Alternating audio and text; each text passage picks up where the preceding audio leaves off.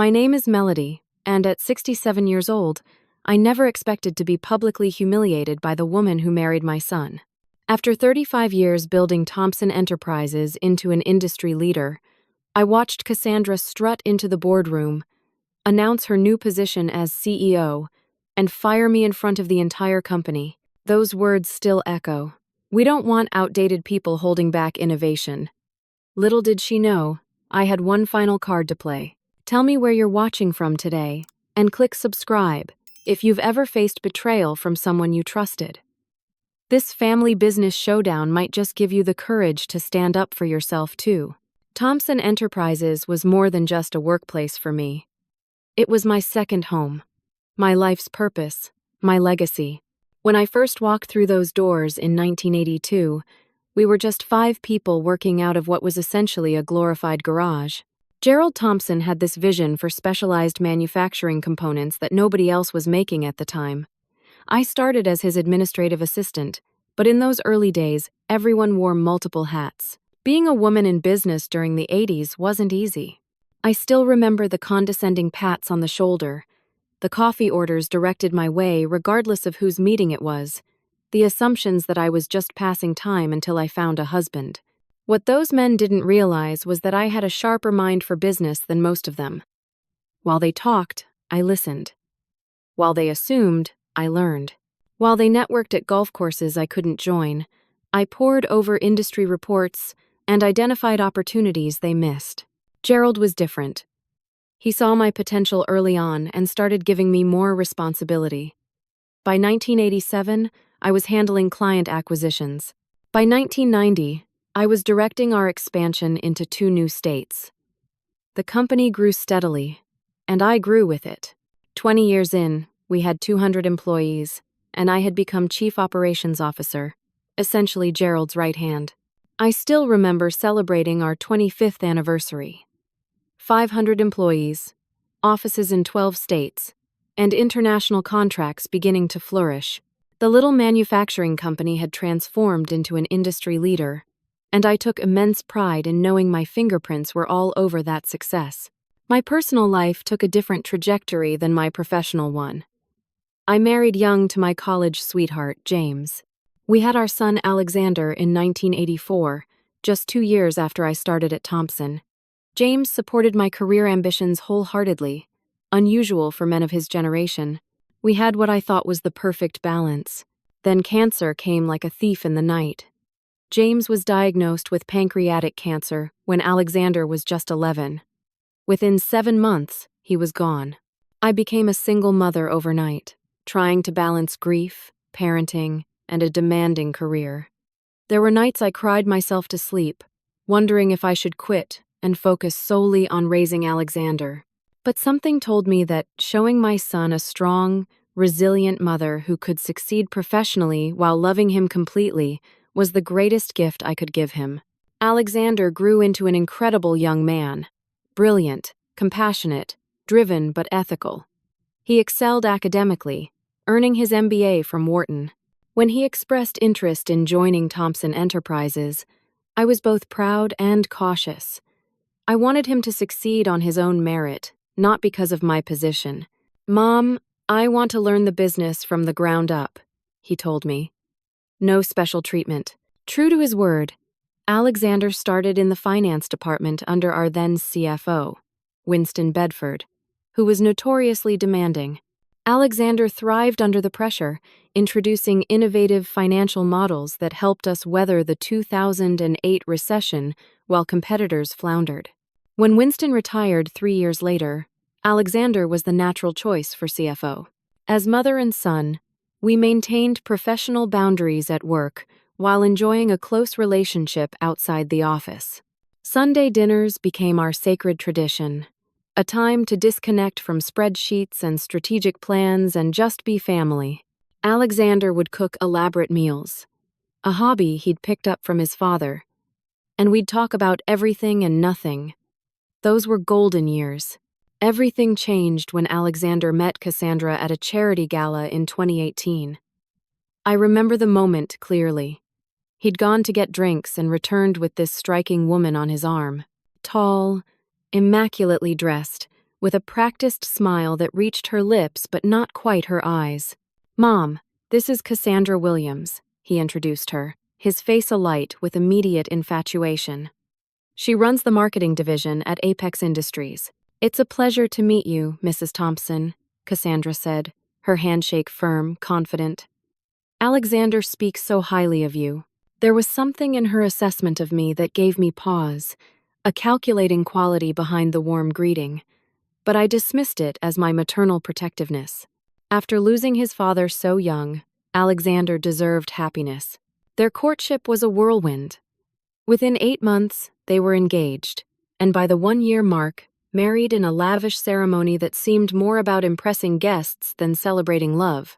Still, I kept my reservations to myself. Who was I to judge? Perhaps this generation simply moved faster than mine. The suggestion that Cassandra join Thompson Enterprises came 3 months after their honeymoon. Alexander brought it up during one of our executive meetings. "Apex is restructuring, and Cassandra is considering her options," he explained. "Their loss could be our gain. Her marketing expertise is exactly what we need to modernize our image." Gerald, now in his 70s but still actively involved as chairman, seemed intrigued. "We have been talking about refreshing our approach to client acquisition. What do you think, Melody?" All eyes turned to me. I felt torn between professional objectivity and personal concern. Cassandra's resume was impressive on paper. Multiple successful campaigns, digital marketing innovations, client testimonials. Yet something felt off, details too vague, accomplishments too convenient. "I think we should follow our standard hiring process," I suggested carefully. "Interview multiple candidates, check references thoroughly." Alexander looked disappointed. Gerald looked thoughtful. In the end, we compromised. Cassandra would interview with our HR director and marketing team, but with an expedited process. 2 weeks later, Cassandra Thompson became our new marketing director. The early months seemed promising. She brought energy and fresh ideas, launched a social media presence that quickly gained traction, and redesigned our materials with a more contemporary aesthetic. Gerald was particularly impressed by her presentations, always polished and visually striking. "Your daughter-in-law has really brought us into the 21st century, he told me after one quarterly review. I smiled and agreed, pushing aside the nagging feeling that something wasn't adding up. The marketing budget had nearly doubled, yet the metrics showing actual client conversion were curiously absent from her reports. When I asked for more detailed analytics, Cassandra would redirect with talk of building brand awareness and long-term positioning.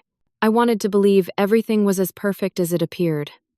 For Alexander's sake, for the company's sake, for my own peace of mind. But 35 years in business had honed my instincts, and those instincts were starting to sound alarm bells I couldn't ignore much longer. The first clear warning sign came about 6 months after Cassandra joined Thompson Enterprises. We had a weekly executive committee meeting every Monday morning, where department heads would share updates and coordinate on cross-functional projects. During one such meeting, Martin from our design team was presenting a new product brochure concept his team had developed. "Before we move forward with printing, I wanted to get everyone's input," Martin explained, displaying mock-ups on the conference room screen. "This looks familiar," Gerald commented, studying the designs with approval. "Very sleek."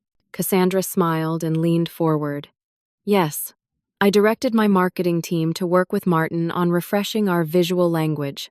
We're calling it the Vanguard Initiative." I noticed Martin's slight frown.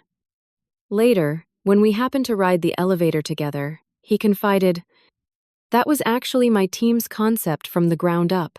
We presented it to marketing for feedback, not direction. And we were calling it the Pioneer Project, not whatever rebrand she gave it." Over the next few weeks, I started paying closer attention. A pattern emerged. Cassandra was systematically taking credit for her subordinates' work, while simultaneously undermining anyone she perceived as a threat. Angela, our talented digital marketing specialist who had been with us for 5 years, suddenly found herself relegated to minor projects.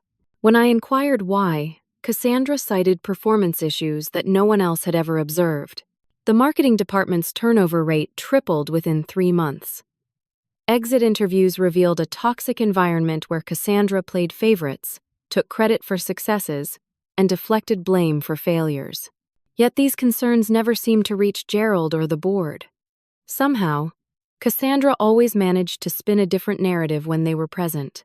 More troubling was the financial aspect. Marketing expenses had ballooned to unprecedented levels. When quarterly reports came in, I finally decided to address it directly during our executive meeting. "I've been reviewing the departmental budgets," I began, pulling up the relevant spreadsheets on the screen. "Marketing has exceeded its allocated budget by 47% this quarter alone. I'm concerned about the ROI we're seeing from this increased spending." I expected a professional discussion about metrics and strategy. Instead, Cassandra immediately went on the offensive. "I'm disappointed you didn't bring these concerns to me privately first, Melody," she said, her tone suggesting I had committed some grave breach of protocol. "As I've explained in my reports, we're in an investment phase. Building brand equity requires upfront capital that pays dividends over time. I understand the concept of investment phases," I replied evenly, "but I'm not seeing the performance indicators that would justify this level of spending." "With all due respect," Cassandra countered, her smile not reaching her eyes, "marketing metrics have evolved considerably in recent years. Some of our most valuable initiatives aren't easily quantifiable in traditional frameworks." Before I could respond, Gerald interjected. "Cassandra has been keeping me updated on her strategic vision. The preliminary feedback from clients about our new image has been overwhelmingly positive. Perhaps, Melody, this is one area where a fresh perspective is beneficial." The implication was clear and cut deep. After 35 years of faithful service, I was being characterized as out of touch. I glanced at Alexander, expecting him to at least offer a balanced viewpoint, but he studiously examined his notepad, unwilling to contradict either his mother or his wife. After the meeting, I tried to speak with Alexander privately, but he rushed off, claiming another appointment. Our Sunday dinners became less frequent, with last-minute cancellations that always seemed to involve some commitment with Cassandra. When we did meet, conversation remained superficial, carefully avoiding any mention of work tensions. One Sunday, after 6 weeks of cancellations, Alexander and Cassandra actually appeared at my door. Alexander seemed unusually animated, while Cassandra wore an expression of practiced radiance. "Mom, we have amazing news," Alexander announced as they settled on my living room sofa. "We're going to have a baby. You're going to be a grandmother." My heart surged with genuine joy before confusion set in. Cassandra showed no visible signs of pregnancy, and given her ambitious nature, it seemed uncharacteristic for her to announce so early. "That's wonderful. How far along are you?" I asked, trying to sound nothing but supportive. "Just about 8 weeks," Cassandra replied, placing a protective hand over her still flat stomach. "We wanted you to be the first to know, outside of our doctor, of course." Something in her expression, a fleeting calculation behind the joy, gave me pause. But this was not the moment for suspicion. This was my son's happiness, my future grandchild. "I'm thrilled for you both," I said, embracing Alexander, and then, after a moment's hesitation, Cassandra as well. Back at the office, the dynamics continued to shift against me. Longtime employees who had been loyal colleagues for decades began keeping their distance. Conversations would halt when I approached the break room. Decisions were made in meetings I wasn't invited to attend. I was being systematically isolated. Through discreet inquiries, I learned that Cassandra had been cultivating an inappropriately personal relationship with Gerald. She frequently scheduled private lunches with him, sent thoughtful gifts on obscure occasions, and positioned herself as a surrogate daughter figure to the widowed company founder. Gerald, perhaps flattered by the attention from a beautiful young woman who seemed genuinely interested in his legacy, was clearly under her influence. Most alarming were the financial discrepancies I began to notice. Our company used a project code system for tracking expenses, and several large expenditures from the marketing budget were assigned to vague project codes like external consultation services and market penetration strategy development. When I dug deeper, I found these payments were going to entities I'd never heard of, with minimal documentation of deliverables. I decided to confront Cassandra privately, hoping to address the issue professionally without creating additional tension. I invited her to coffee at the small cafe across from our office building. I wanted to discuss some questions I have about the marketing budget allocations I began after we had settled with our drinks. Of course, she replied smoothly, though I'm surprised the COO is concerning herself with line item details. Don't you have staff for that? I ignored the condescension. Several large payments have been made to consultants I'm not familiar with. Blue Horizon Strategies and Pinnacle Market Insights. Can you tell me about their work for us? A barely perceptible tightening around her eyes was quickly masked by a practiced smile. They're cutting-edge firms specializing in digital transformation and competitive intelligence. Gerald approved the engagements personally. I'd like to review their contracts and deliverables, I said firmly. Cassandra sighed dramatically. Melody, with all respect to your years of service, this is exactly the kind of old-school micromanagement that holds companies back in the digital age. These firms operate with proprietary methodologies that don't produce traditional reports. Their value is in the strategic direction they provide. Nevertheless, as COO, I need to see documentation for expenditures of this magnitude. I'll have to check with Gerald, she replied, clearly ending the conversation as she gathered her things. He and I have a specific vision for modernizing our approach. Sometimes that means trusting processes that might seem unorthodox to previous generations. That evening, I began documenting everything. The irregular payments, the staff complaints, the pattern of behavior. My instincts told me I was dealing with something far beyond normal office politics or generational differences. What I couldn't yet determine was Cassandra's endgame. What did she ultimately want from Thompson Enterprises? And how far was she willing to go to get it? The announcement came on a crisp fall morning during our quarterly all-hands meeting. Gerald Thompson stood at the podium, looking somehow both frail and determined as he adjusted the microphone. After 43 years leading this company from a small operation to an industry leader, I have decided it's time for me to step back, he announced, his voice wavering slightly. Effective January 1st, I will be retiring as CEO of Thompson Enterprises. A murmur rippled through the assembled employees. While not entirely unexpected given Gerald's age, the timing seemed sudden. I felt a pang of concern, remembering our founder had always insisted he would die with his boots on rather than retire. The board and I will be working closely over the next 3 months to ensure a smooth leadership transition, Gerald continued. We have several excellent internal candidates to consider. His gaze briefly flickered between Alexander and me. Then, surprisingly, to Cassandra, who sat in the front row projecting an expression of somber respect that struck me as rehearsed. After the meeting, speculation ran wild. Most assumed either Alexander or I would be the natural successor. We were the two most senior executives with the deepest understanding of the company's operations. A few suggested we might bring in an outside CEO, though that seemed unlikely given Thompson's family business culture. What no one publicly suggested, but what began to gnaw at me as a horrifying possibility, was that Cassandra might somehow position herself for the role. Despite having been with the company less than 2 years, she had systematically ingratiated herself with Gerald and several key board members. The board meetings that followed became increasingly tense and secretive. Agendas were vague, discussions went unrecorded, and decisions seemed to happen in private conversations rather than official votes. When I raised concerns about transparency with Barbara, our longest-serving board member, she looked uncomfortable. There are sensitive succession discussions happening, Melody, she said evasively. Gerald has some very specific ideas about the future direction. The next bombshell dropped during a board meeting in early November. Cassandra, who attended as our marketing director, waited for the any other business portion of the agenda before standing up. Before we conclude, I wanted to share some personal news that may factor into succession planning, she announced, her hand moving to rest on her still flat stomach. Alexander and I are expecting our first child, Gerald's first grandchild, due next spring. We're thrilled to be extending the Thompson legacy to a new generation. The room erupted in congratulations.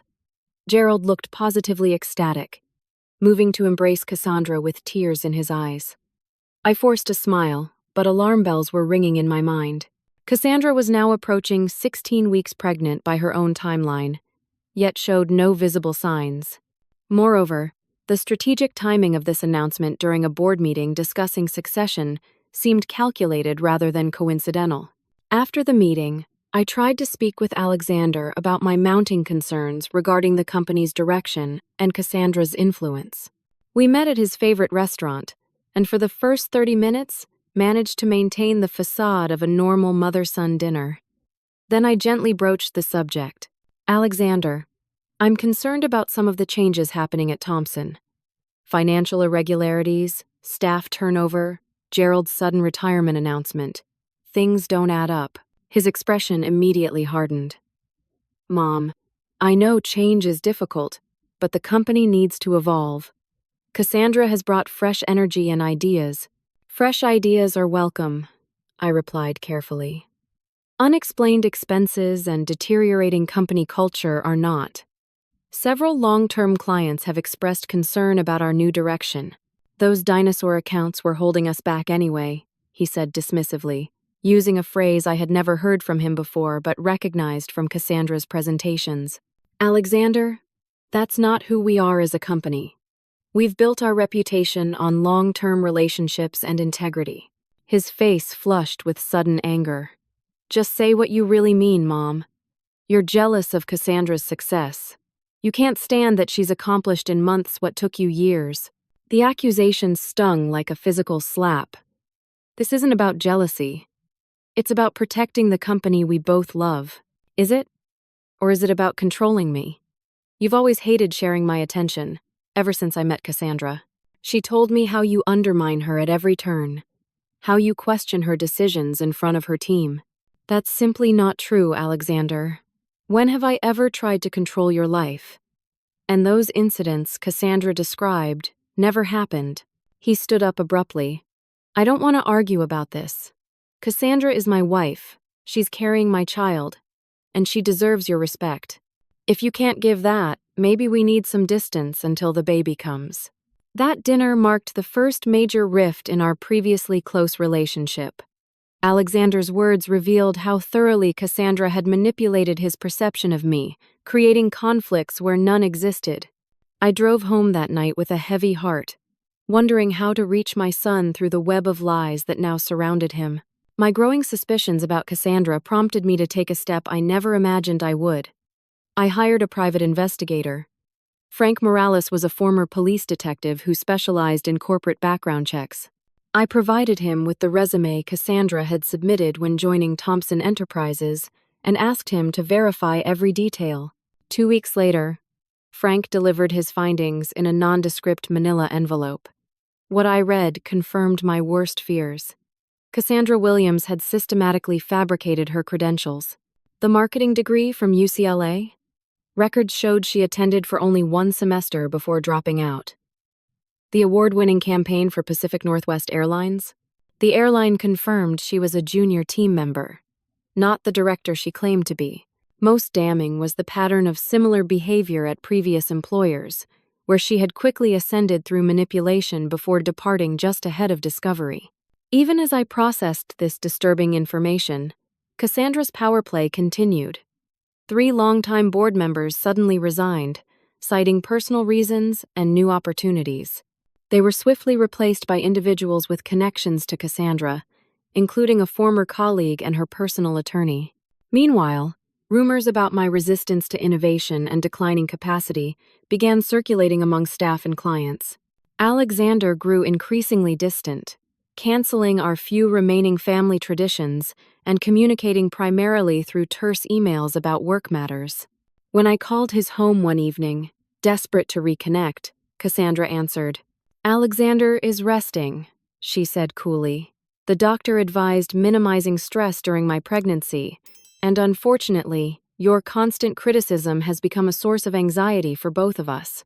In a final attempt to salvage both my relationship with my son and potentially save the company from what I increasingly viewed as a hostile takeover, I invited them to dinner at my home. I spent all day preparing Alexander's favorite foods, hoping familiar comforts might open a path to honest conversation.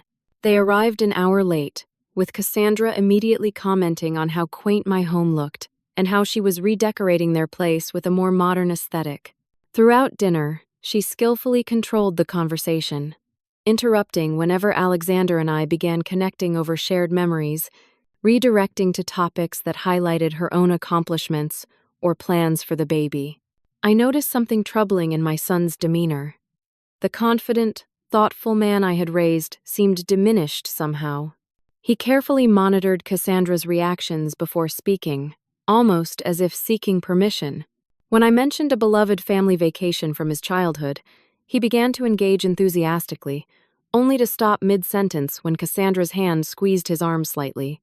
"We should probably head home," she announced, checking her watch. "I have that important presentation tomorrow, and we both need rest." As they prepared to leave, I managed a brief moment alone with Alexander, while Cassandra retrieved her coat. "Are you truly happy, son?" I asked quietly. A flicker of the Alexander I knew showed in his eyes before shuttering closed again. "Everything's fine, Mom. I wish you could just be happy for us." The evening had accomplished little except to confirm my deepest fears. My son was caught in a manipulative relationship, and our company was in the crosshairs of a calculated scheme. The time for gentle interventions had passed. Whatever was coming next, I needed to be prepared to fight for everything I valued. The email arrived at 9:15 on a Monday morning, 3 weeks before Christmas. Subject line: Urgent board meeting. Attendance mandatory. Time: 11 a.m. Location: main boardroom. No agenda attached. The timing was unusual. Our regular board meetings were scheduled months in advance, always on Thursday afternoons to accommodate members who traveled from out of state. An emergency Monday meeting without prior discussion signaled something significant. My calls to Gerald went straight to voicemail. Alexander was in meetings all morning. No one else on the executive team seemed to know what was happening. At precisely 11, I walked into our boardroom and immediately sensed something was wrong. Instead of our usual setup, the long table was arranged like a presentation, with a single chair positioned opposite the others. Several unfamiliar faces sat alongside our remaining original board members. Gerald was conspicuously absent, represented instead by Timothy Walsh, the company's external legal counsel. Alexander sat stiffly near the far end, eyes fixed on his notepad. Cassandra stood at the head of the table, dressed in a sharp charcoal suit that made her look more like an attorney than a marketing director. Her expression contained something I had never seen her publicly reveal before: undisguised triumph.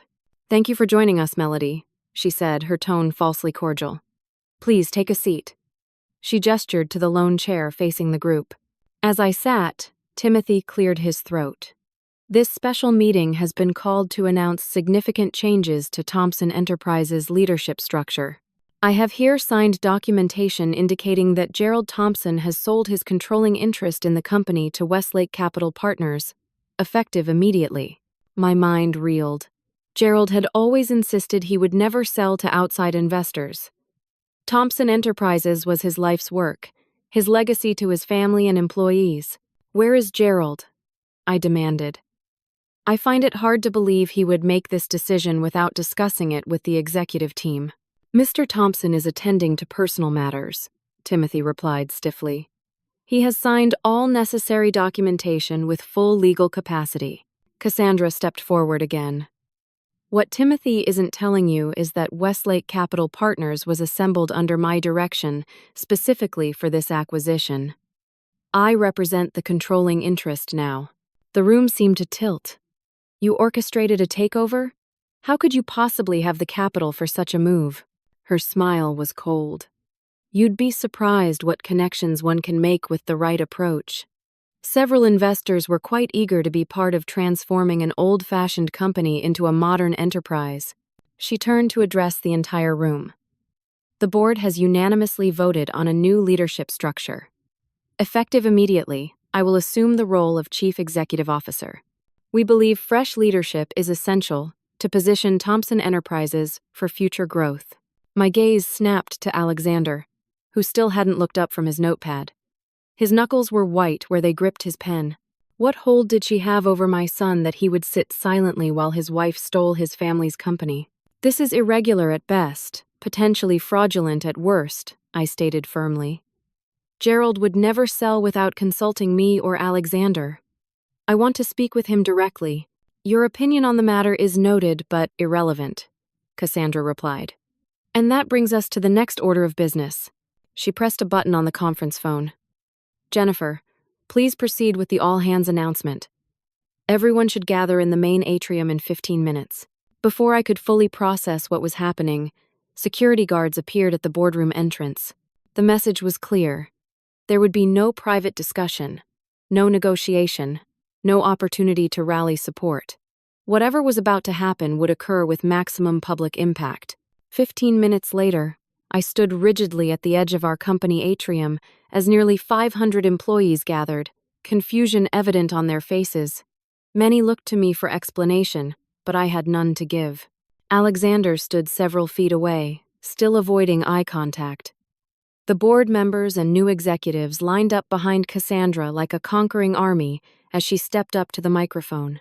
Thank you all for gathering on short notice, she began, her voice projecting confidence and authority. Today marks an exciting new chapter for Thompson Enterprises.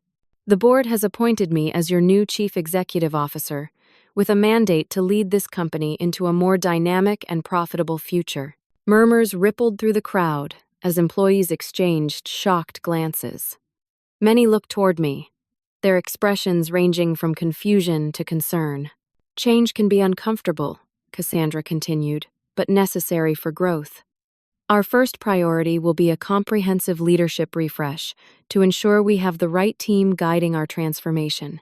In that spirit, I must announce that effective immediately, Melody Thompson will be leaving the company. The atrium fell silent. I felt hundreds of eyes turn toward me, witnessed the disbelief on faces of people I had worked alongside for decades. My body went numb, even as my mind remained eerily clear. 35 years of dedication dismissed in a single sentence. Cassandra continued, her voice dripping with rehearsed compassion. We thank Melody for her years of service, but Thompson Enterprises needs forward-thinking leadership unencumbered by outdated methodologies. We simply don't want outdated people holding back our innovation and growth potential. 2 security guards materialized beside me, one holding a cardboard box. For the security of company information, he said quietly, we'll need to escort you to your office to collect personal belongings, then to the exit. Standard procedure for executive transitions. Standard procedure. As if there was anything standard about this situation. As if I were a potential threat, rather than the person who had helped build this company from nothing. As if 35 years of loyalty deserved no better than public humiliation and armed escort. With every eye in the atrium upon me, I had a choice to make.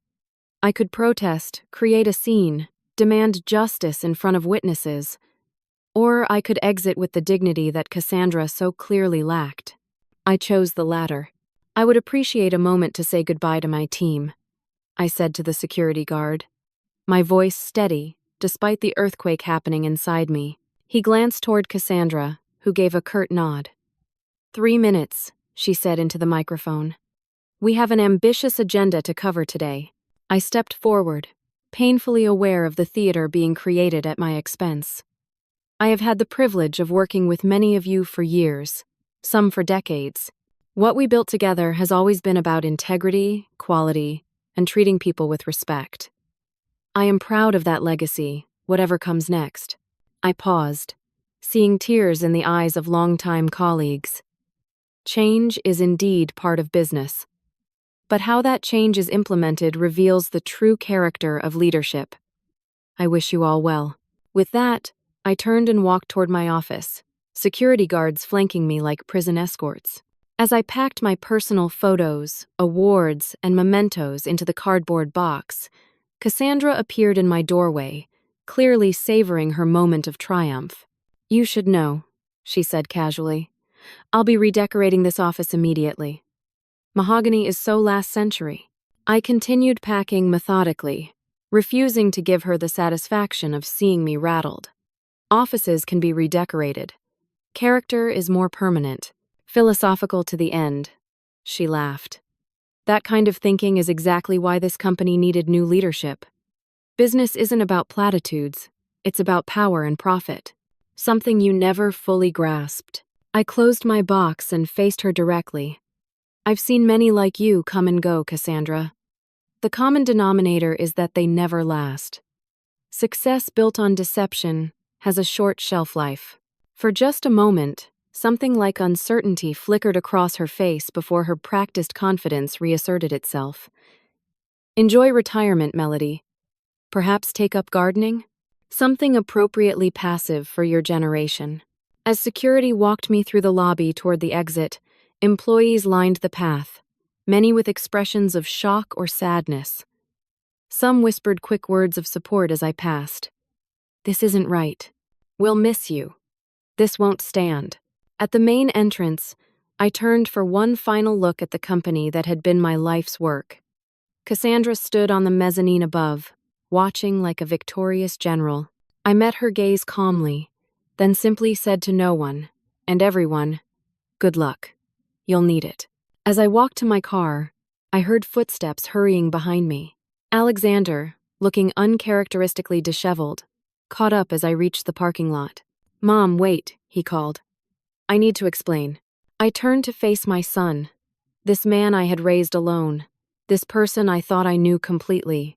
What exactly do you need to explain, Alexander? How you sat silently while your wife publicly humiliated your mother.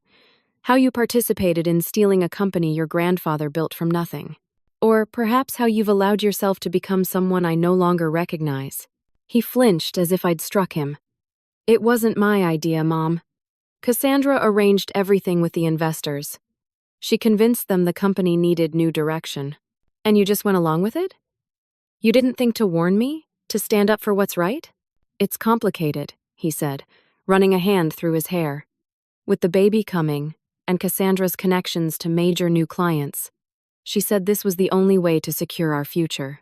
I studied my son's face, seeing for the first time how completely he had fallen under her influence. The Alexander I raised would never use a child, any child, as justification for betrayal.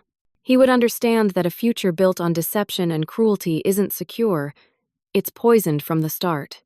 His phone buzzed. Looking down at the screen, he visibly tensed. That's Cassandra. I have to get back. We're announcing the restructuring plan. He hesitated, then added lamely, I'll call you later, okay? Will you, Alexander? Or will that depend on whether Cassandra approves? He had no answer. With a last conflicted look, he turned and hurried back toward the building, shoulders hunched, as if carrying an invisible weight. I watched him go, feeling a complex mixture of anger, disappointment, and most painfully, maternal concern. Whatever game Cassandra was playing, my son was as much a victim as I was, even if he couldn't see it yet. I drove home in a daze, the box of office mementos on my passenger seat, feeling simultaneously meaningless and overwhelmingly significant. 35 years of my life reduced to photos, plaques, and a coffee mug, while the real fruits of my labor had been seized in a corporate coup orchestrated by my own daughter-in-law. As I pulled into my driveway, a single question crystallized through the fog of shock and betrayal. What was Cassandra's true endgame? Because something told me that becoming CEO of Thompson Enterprises wasn't the final move in whatever game she was playing. It was merely the opening gambit. The first night after my firing was the darkest. I sat alone in my living room, surrounded by family photos documenting happier times. Alexander graduating from college, his arm around my shoulders. The two of us at the company's 30th anniversary party, both laughing at something Gerald had said. My late husband James holding newborn Alexander, his face awestruck with new fatherhood. The physical symptoms of shock are rarely discussed, but they hit me hard that night. My hands wouldn't stop trembling. My thoughts scattered like marbles on a tilted floor. I couldn't eat, couldn't sleep, couldn't even cry properly. Instead, I sat paralyzed, replaying every interaction with Cassandra, searching for the moment I should have recognized the threat she posed. Around 3 in the morning, exhaustion finally overcame my racing mind. I must have fallen asleep on the couch because I woke to sunlight streaming through the windows and the insistent ringing of my doorbell. Patricia Winters stood on my porch, clutching a manila folder and looking nervously over her shoulder. As Thompson's financial director for the past 8 years, Patricia had always been meticulous and discreet. Seeing her outside work hours, clearly agitated, immediately triggered my concern. "Patricia? What's wrong?" "I shouldn't be here," she said, stepping inside quickly when I opened the door wider. "Cassandra fired me first thing this morning. Security was watching as I packed up, but I managed to grab these." She handed me the folder. "You need to see them." Inside were printouts of financial transactions, all authorized under marketing project codes, all signed off by Cassandra, and all flowing to companies I'd never heard of.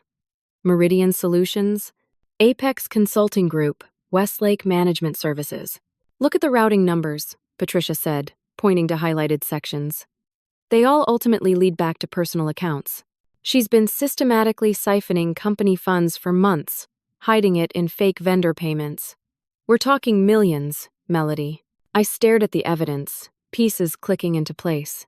This is what would have come out in the year-end audit. She needed control before then. Patricia nodded grimly. "There's more. Those new board members? All connected to these shell companies. And Gerald's sudden decision to sell? I overheard Cassandra on the phone yesterday. Gerald had some kind of accident last week. He's in a private medical facility. The timing seems convenient." My blood ran cold. "Have you taken this to the authorities?" "Not yet. These documents alone aren't enough. They show irregularities but could be explained away. We need more concrete proof of fraud and access to the original documentation." "I thought you might have ideas." We spent the next several hours developing a plan. Patricia would reach out to trusted colleagues still inside Thompson. I would consult with James's old law school friend, Richard Hayes, now a partner specializing in corporate fraud at Hayes and Brenner. Richard's reaction when I showed him the documents confirmed our suspicions. "This is textbook fraud, Melody. Classic indicators of embezzlement through shell companies." But Patricia's right. We need more documentation to build an airtight case. And if Gerald was somehow incapacitated or coerced during the sale, that adds another concerning dimension. Over the next week, a small network of loyal employees began discreetly gathering evidence. What emerged was more disturbing than I had initially feared. Cassandra had been systematically looting Thompson Enterprises through fake vendors, orchestrating a complex scheme that funneled millions into accounts she controlled. The investors behind Westlake Capital Partners were largely figureheads, with Cassandra maintaining operational control through a web of legal proxies. But the most shocking discovery came from an unexpected source. Dr. Elizabeth Chen, my gynecologist for 20 years, called one evening. "Melody, I shouldn't be telling you this, but I'm concerned about ethical violations," she began cautiously. "A woman came to my office last month claiming to be a new patient in her first trimester. She asked for documentation confirming her pregnancy for workplace benefits. Something felt off about the request, so I ran standard blood work before providing anything. The tests were definitively negative. When I informed her, she became agitated and left. I just saw her photo in a business journal announcing her as Thompson's new CEO. It's your daughter-in-law." The revelation hit me like a physical blow. Cassandra had fabricated her pregnancy, using the non-existent grandchild as emotional leverage with both Alexander and Gerald. The depths of her deception seemed bottomless. Armed with mounting evidence, I attempted to reach Alexander one more time. I drove to their home one evening when I knew Cassandra would be at a business dinner. He answered the door, looking haggard. The confident CFO replaced by a man clearly under immense stress. "Mom, this isn't a good time," he said, glancing nervously over his shoulder. "Alexander, I need 10 minutes. It's important." Reluctantly, he let me in. Their living room was transformed from the warm space I'd visited months earlier. Everything now was chrome, glass, and stark white furniture that looked uncomfortable and impersonal. I laid out the financial evidence, the information about Gerald's suspicious accident, and finally, the hardest truth. Cassandra, is not pregnant. She never was. Dr. Chen confirmed it. Instead of the shock I expected, my son's face hardened with defensive anger. Stop it, Mom. I know you're upset about losing your position, but these accusations are beyond reasonable. Cassandra is carrying my child. I've been to appointments with her. Have you actually been in the exam room? Heard the heartbeat yourself? Seen actual medical records with her name? His hesitation told me everything. She said it's bad luck to hear the heartbeat before the second trimester. Her doctor is very traditional. Alexander, you're a financial analyst. You verify facts for a living. Why aren't you applying that same rigor to your personal life? To your wife's claims? Because I trust my wife, he shouted, then immediately lowered his voice, that same nervous glance over his shoulder. She explained everything. The board had concerns about your decision-making. The company needs modernization you were resistant to. Gerald agreed it was time for new leadership. Have you spoken to Gerald directly since all this happened? Actually heard his voice, not just emails or messages relayed through Cassandra? Another telling hesitation. He's taking personal time. After running the company for 40 years, he deserves privacy. Or he's being kept isolated while Cassandra consolidates control, I countered. Alexander, at least verify these things independently. If I'm wrong, I'll apologize and walk away. But if I'm right, every day that passes puts the company in greater jeopardy. He showed me to the door, his expression torn between lingering filial respect and the powerful influence Cassandra clearly held over him. I need to think, Mom. This is a lot to process. Just promise me you'll check on Gerald personally. Not through Cassandra, not through her lawyers. Actually see him face to face. He nodded almost imperceptibly before closing the door. 2 days later, I received a call from Golden Pines Wellness Center, an exclusive medical facility in the mountains outside the city. The receptionist informed me that Gerald Thompson had repeatedly asked staff to contact me. Concerned by my son's continued silence and this unexpected outreach, I drove there immediately. What I found shattered any remaining doubts about Cassandra's true nature. Gerald Thompson, the vibrant, sharp-minded man I had worked alongside for decades, lay in a private room looking pale and disoriented. A nurse explained he had been admitted following what was described as a fall at home that resulted in a concussion and broken wrist. Gerald rasped when he saw me, relief washing over his features. Thank God. Something's very wrong. I keep telling them I didn't sign those papers, but no one believes me. Over the next hour, Gerald revealed a horrifying story. Cassandra had been visiting regularly, bringing him special tea she claimed would help with his arthritis. After these visits, he often felt unusually drowsy and confused. On the day the sale documents were supposedly signed, his memory was a complete blank. When he later questioned the sale, Cassandra arranged for him to be brought to Golden Pines, ostensibly for rest and recovery but effectively isolating him from the outside world. She took everything, didn't she? He asked, gripping my hand with surprising strength. My company. My legacy. Not yet, I assured him. And not if I can help it. As I prepared to leave, Gerald called me back. There's something else you should know. Something important about my will and the company bylaws. If Cassandra is doing this for the money, she's made a critical mistake. He explained that when Alexander married, Gerald had updated his will with a specific clause. Any Thompson shares inherited through Alexander would only transfer to biological descendants. I wanted to protect the family business, ensure it stayed with actual Thompsons. If Cassandra is claiming to carry Alexander's child to secure future control, she'll need a real baby, not a fabricated pregnancy, I finished, the final piece of the puzzle clicking into place. Gerald, that's why she rushed the takeover. She needed to secure control before her pregnancy deception was exposed. But she doesn't know about the biological descendant clause. As I drove home, My mind was clearer than it had been since the day of my firing. Cassandra's scheme was breathtaking in its audacity but fundamentally flawed. She had built her house of cards on lies that could not stand scrutiny. The time had come to bring the entire structure crashing down.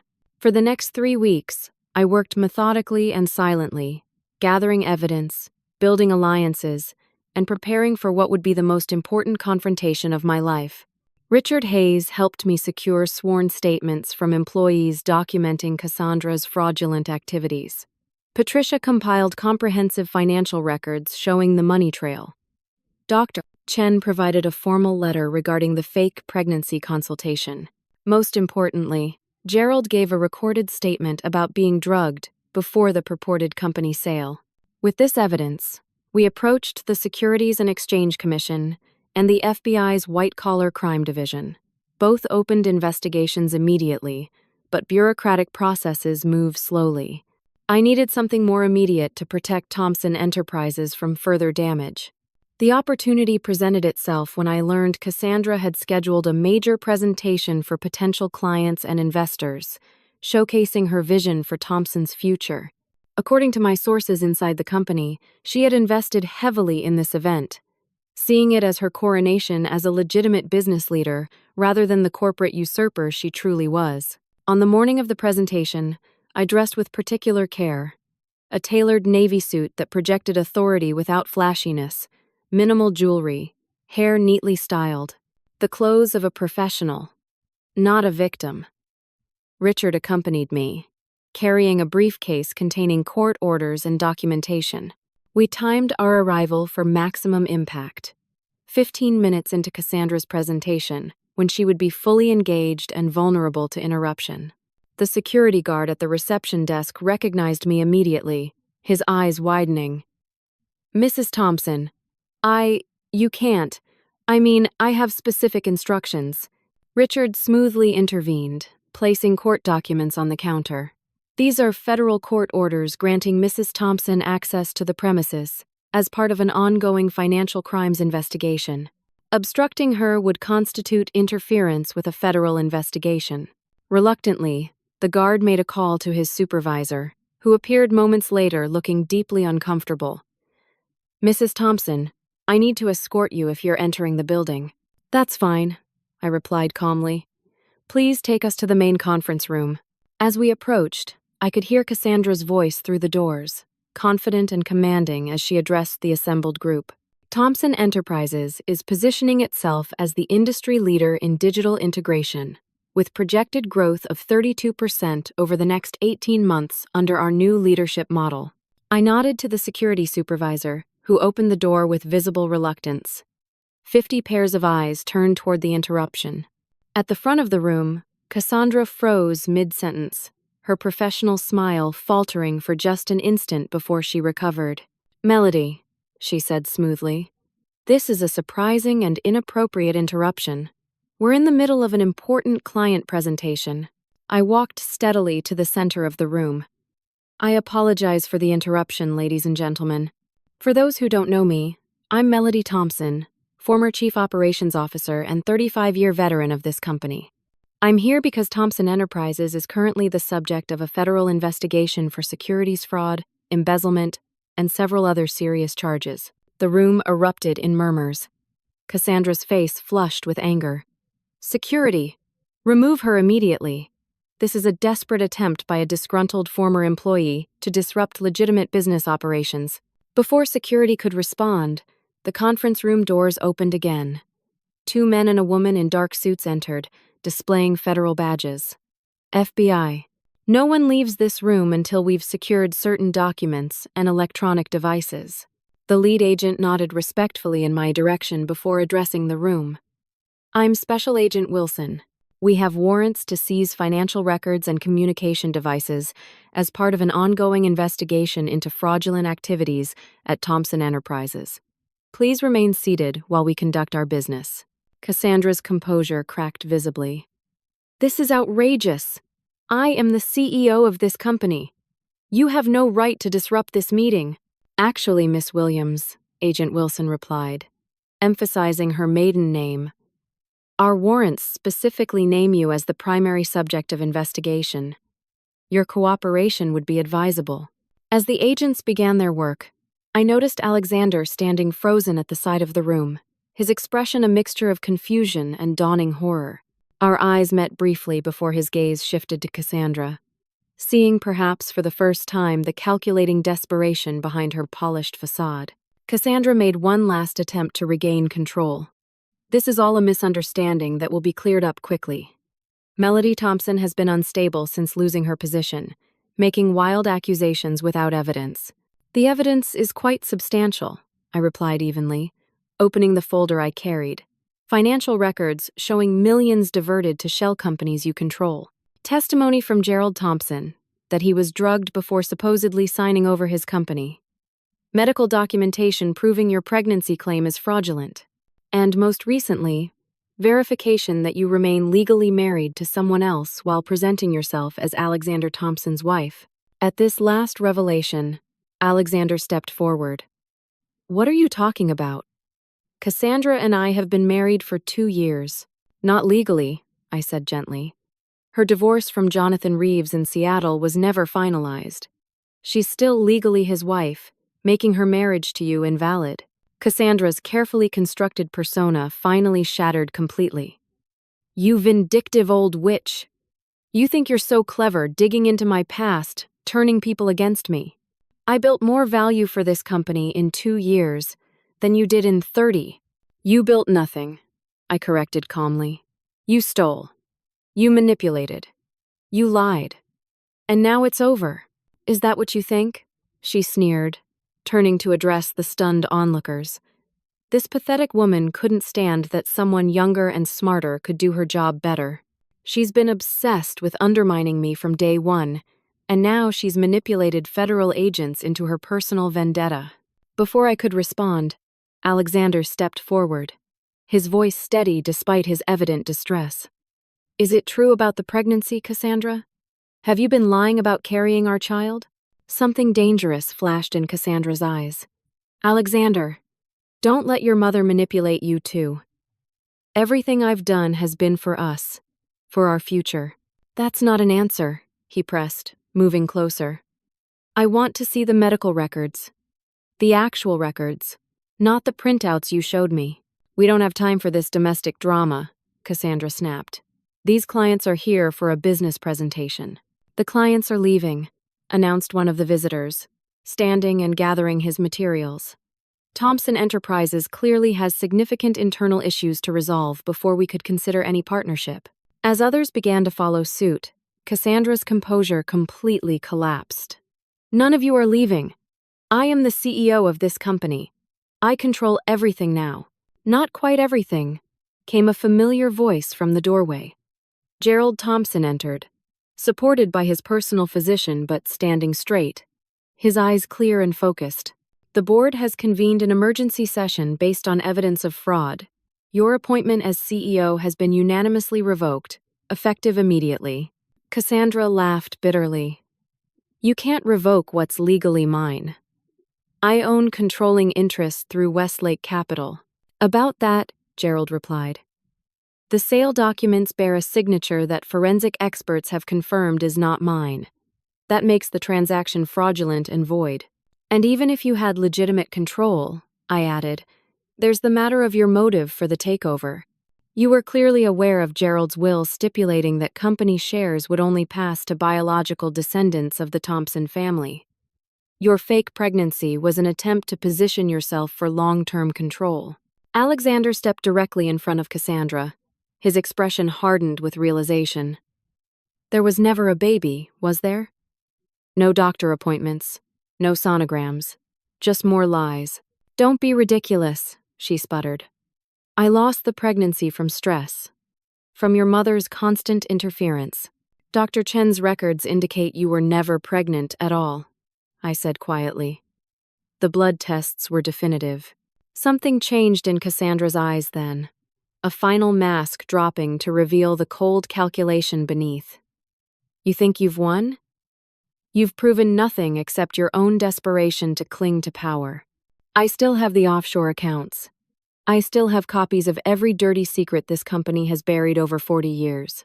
Actually, interjected Agent Wilson, we've frozen all accounts identified in our investigation, including those in the Caymans and Singapore. As for company secrets, I suggest you consult with your attorney before making what could be construed as blackmail threats in front of federal agents.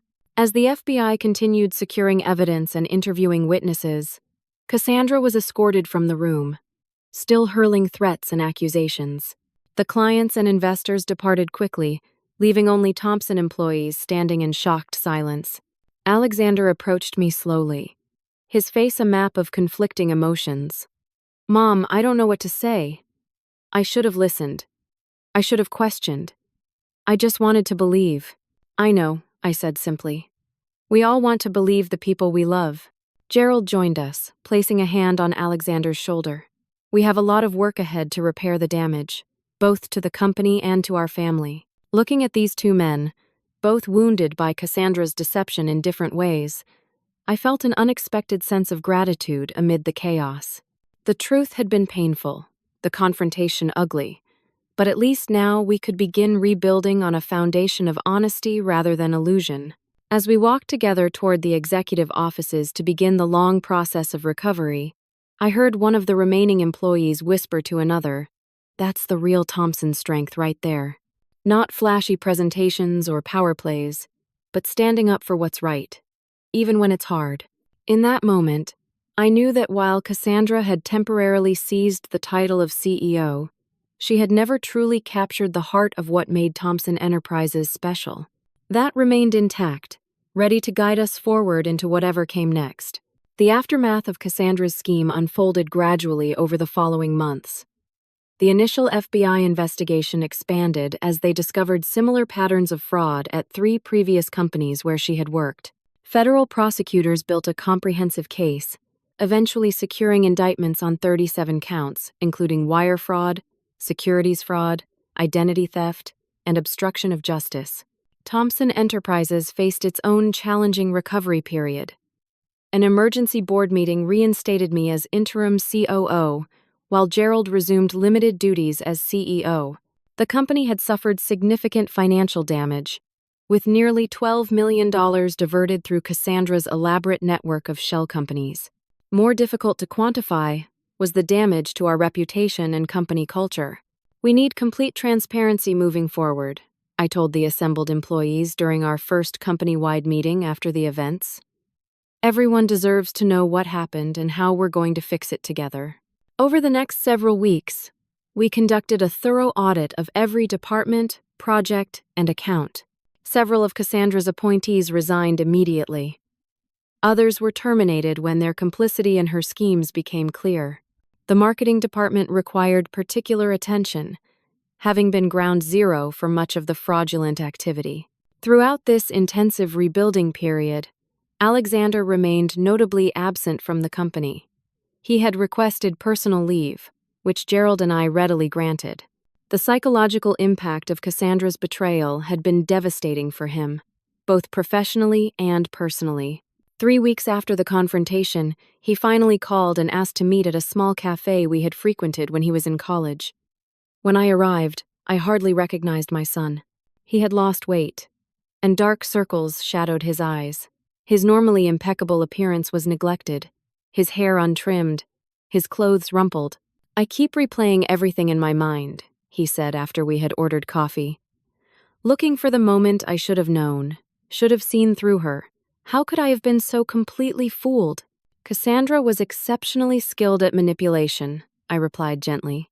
"She built her entire career on deception. But I'm a financial analyst. I'm trained to spot inconsistencies, to verify claims, to question data.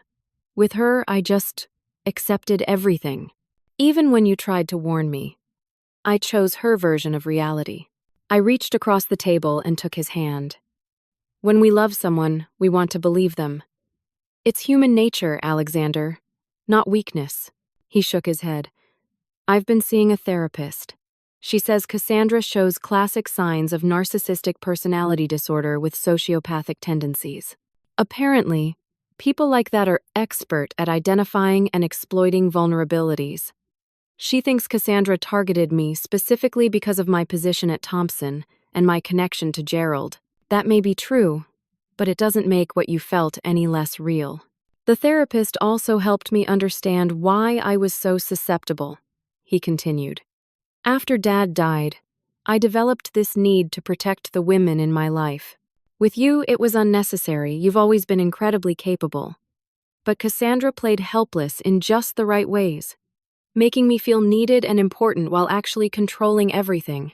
Our conversation lasted hours, ranging from painful recollections to cautious plans for the future. Alexander wasn't ready to return to Thompson Enterprises yet, but neither was he completely closed to the possibility. He needed time to rebuild his sense of judgment and self-trust before resuming professional responsibilities. My own healing journey took a different path. While the company demanded much of my attention, I recognized the danger of losing myself in work as I had so often before. Patricia, who had been reinstated as financial director, insisted I maintain reasonable hours. The company survived Cassandra, she reminded me firmly. It can survive you taking weekends off. I reconnected with friends I had neglected during the intense years of career building. Sandra and I resumed our Saturday morning walks. Robert and his husband David invited me for their famous dinner parties. Slowly, I rebuilt a social life that existed entirely separate from Thompson Enterprises. Most surprisingly, I discovered interests I had never made time to explore. Pottery classes at the community center became a weekly highlight. The tactile process of shaping clay proved unexpectedly therapeutic, teaching me to embrace imperfection and find beauty in the process rather than just the outcome. I joined a book club focusing on international literature, expanding my worldview beyond balance sheets and strategic plans. 6 months after the confrontation, Gerald announced his intention to retire permanently, this time on his own terms. "I've given this company 43 years, he told me over lunch. It's time for new leadership, but the right kind, with the right values. Are you thinking of Alexander?"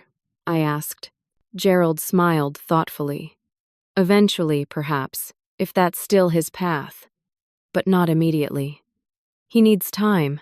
And truthfully, Melody, I was thinking of you." The offer surprised me.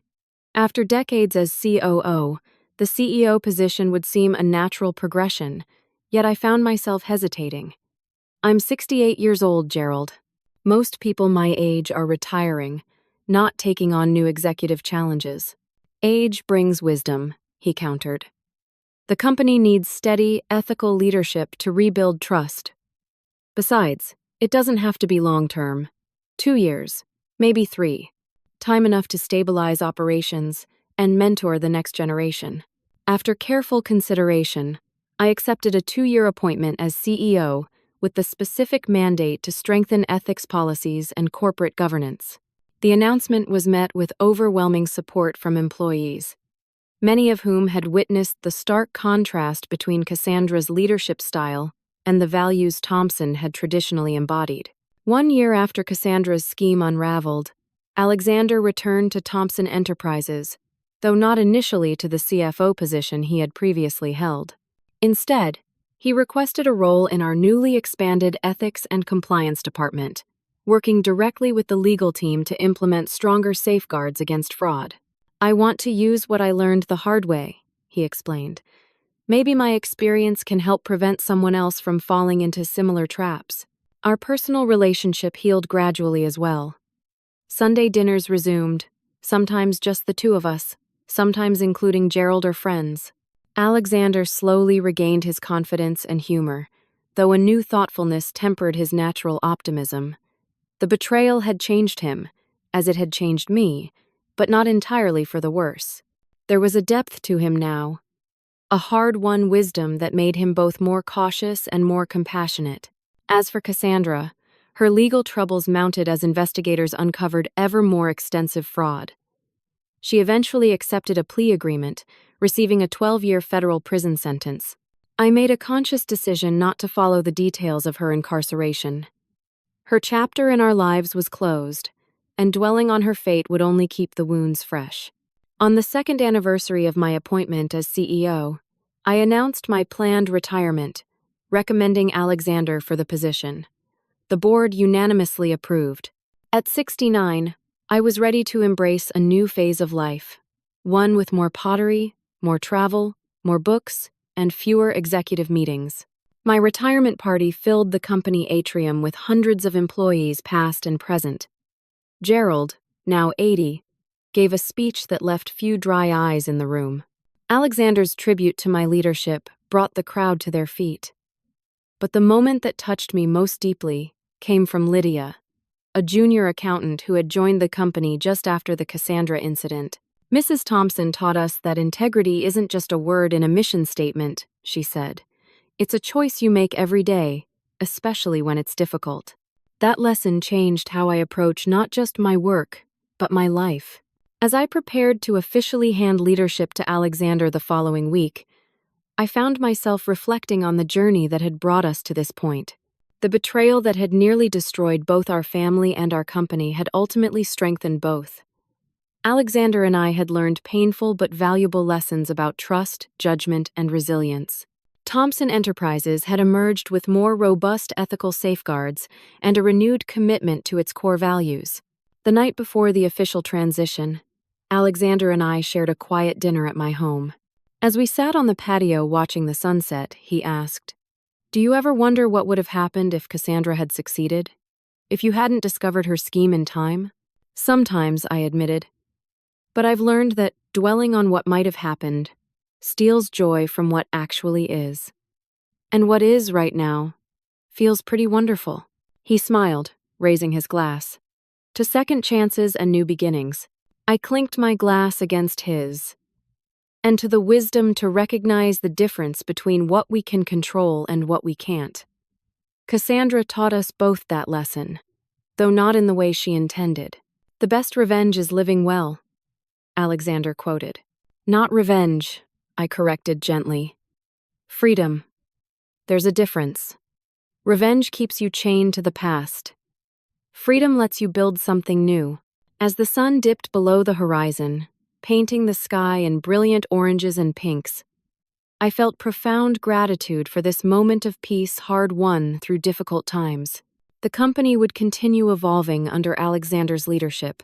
My life would take new directions in retirement. The wounds inflicted by betrayal had healed, leaving scars that reminded us of our journey but no longer caused pain. In the end, what mattered most wasn't that we had exposed Cassandra's deception or reclaimed what was rightfully ours. What mattered was that we had refused to be defined by someone else's cruelty. We had chosen integrity over bitterness, growth over stagnation, forgiveness over resentment. And in making those choices, we had discovered strengths within ourselves we might never have known otherwise. Have you ever faced betrayal from someone you trusted? How did you find the strength to move forward? Share your story in the comments below. If this tale of corporate intrigue and family redemption resonated with you, please hit that like button and subscribe for more stories about overcoming life's challenges. Remember, sometimes the most painful experiences lead to the most profound growth. Thank you for listening, and may you find wisdom in your own journey, whatever path it takes.